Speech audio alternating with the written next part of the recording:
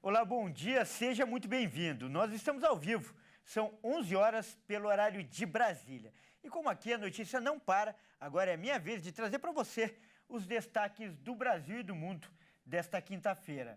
Então a gente vai começar agora falando de que mais de 40 milhões de pessoas deixaram a linha da pobreza em junho. A Bahia teve o maior número de famílias beneficiadas. O Ministério do Desenvolvimento e Assistência Social, Família e Combate à Fome informou que 43 milhões e meio de pessoas deixaram a linha de pobreza em junho. Com isso, mais de 18 milhões e meio de famílias passaram a ter rendimentos mensais superiores a R$ 218 por pessoa. A Bahia foi o estado com o maior número de famílias que ultrapassaram a faixa de renda em junho, 2 milhões e 260 mil lares. Em seguida, aparecem São Paulo, Rio de Janeiro, Pernambuco e Minas Gerais. Em nota, o Ministério destacou que o Bolsa Família, relançado em março e implementado no último mês, é o grande responsável por elevar a renda da população mais vulnerável acima da linha de pobreza. Em março, o governo federal relançou o Bolsa Família com valor mínimo de R$ 600 e adicional de R$ 150 para crianças de até 6 anos. Em junho, concedeu benefícios variáveis de R$ 50 para gestantes, crianças e adolescentes de 7 a 18 anos. O valor mínimo per capita do programa passou então a ser de R$ 142.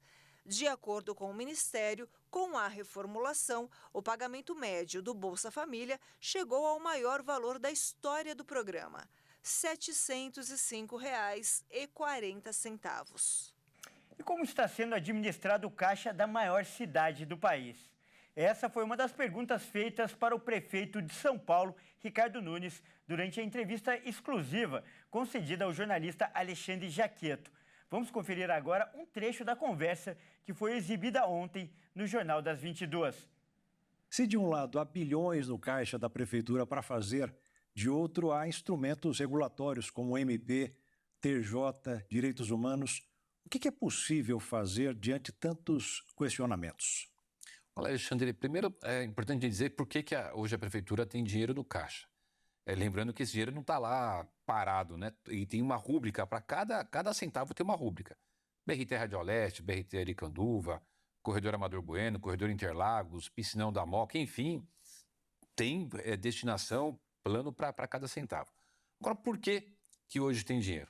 Começou um trabalho muito sério em 2017, que foi se desenvolvendo, e que a FIT, que é a agência que faz a classificação dos países, estados e municípios do mundo, classificou a cidade de São Paulo como AAA, alto grau de investimento, baixo grau de endividamento. Porque a gente cuidou de fazer aquilo que tinha que fazer. Responsabilidade fiscal, austeridade com recurso público, reforma da Previdência, um acordo da dívida da cidade com o governo federal, que nós teremos 24 bilhões da frente da cidade de dívida. Enfim, e a gente tem agora, como eu disse aqui para ti, uma estrutura para fazer muitos investimentos. Esse ano serão 11,5 bilhões de investimento. Ano passado, 22, foram 8 bilhões de investimento. Para a gente ter uma ideia o quanto que isso é relevante, o último maior investimento, com exceção desses 2 anos, foi 2020, de 4,1 bilhões de investimento. Bom, agora você falou qual que são os desafios, né? Ponte Pirituba-Lapa. O dinheiro está guardado lá na prefeitura para fazer a ponte Pirituba-Lapa. Mas agora, em abril, completou 3 anos que o Tribunal de Justiça parou a obra. Pode entrar entidades. A gente está fazendo o maior programa habitacional da história da cidade.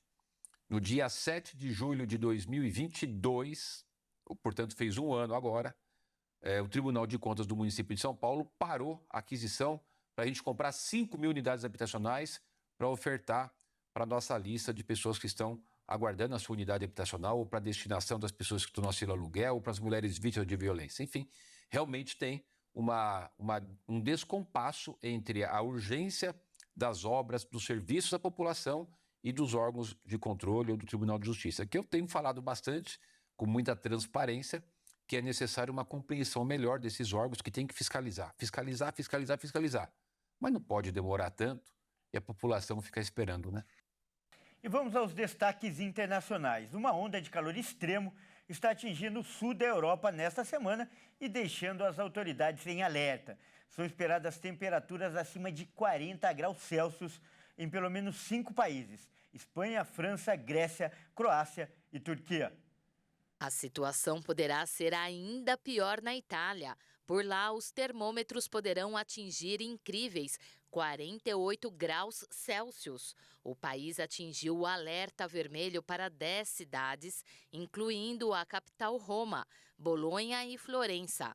Ontem, um homem morreu no norte do país após passar mal por causa do calor. A onda de calor preocupa muito o continente europeu. Em 2022, mais de 60 mil pessoas morreram entre os meses de maio e setembro.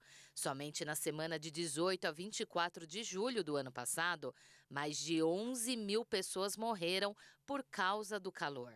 Foram registrados recordes de temperatura, incêndios e forte seca no período, que foi considerado o verão mais quente da história da Europa. E os candidatos de oposição nas eleições primárias da Venezuela participaram de um debate e eles concordaram que precisam ter unidade para derrotar o atual presidente, Nicolás Maduro. As primárias da oposição estão previstas para o dia 22 de outubro, mas enfrentam um pedido de proibição da Justiça. Muitos participantes também estão inabilitados a exercer cargos públicos, como Maria Corina Machado, Fred Superlano e o 2 vezes candidato Henrique Capriles, que se absteve de participar do debate. Mais obstáculos nos colocarem, mais empenho temos que assumir. As primárias vão ser em 22 de outubro e os venezuelanos vão eleger quem querem que seja a pessoa que enfrente e derrote Nicolás Maduro. Os candidatos concordaram na maioria dos temas, de considerar como uma ditadura o governo de Maduro até questões econômicas, passando pelo resgate da institucionalidade para sair da crise. A discordância ficou por conta das alternativas no caso de as primárias serem proibidas pela Suprema Corte, depois da impugnação na semana passada, ou de o vencedor ser impedido de participar das eleições. Desde que iniciamos nossa participação nas primárias, estávamos conscientes do que iríamos enfrentar, que não era uma eleição convencional que se aproximava, provavelmente em 2024. Outro obstáculo é a designação de novas autoridades do Conselho Nacional Eleitoral no parlamento, controlado pelo chavismo. A nova direção do CNE vai ser responsável pela definição das datas para as eleições de 2024, nas quais Maduro vai buscar um terceiro mandato de 6 anos. Henrique Capriles, que enfrentou Chávez em 2012 depois de vencer as primárias, e Maduro, um ano depois, decidiu não participar dos debates por considerar que não era o momento para mostrar as diferenças entre a oposição. E olha só, a China teve uma queda de mais de 12% nas exportações em junho, na comparação com o mês anterior. E um dos motivos foi a ameaça de recessão nos Estados Unidos. As exportações representam um pilar do crescimento da segunda maior economia do mundo e estão em queda desde outubro do ano passado, com exceção para uma breve recuperação entre março e abril. A queda de junho foi mais expressiva que a do mês anterior e superou o resultado de 10% previsto por economistas entrevistados pela agência Bloomberg. A ameaça de recessão nos Estados Unidos e na Europa, aliada à inflação, provocou a redução na demanda por produtos chineses.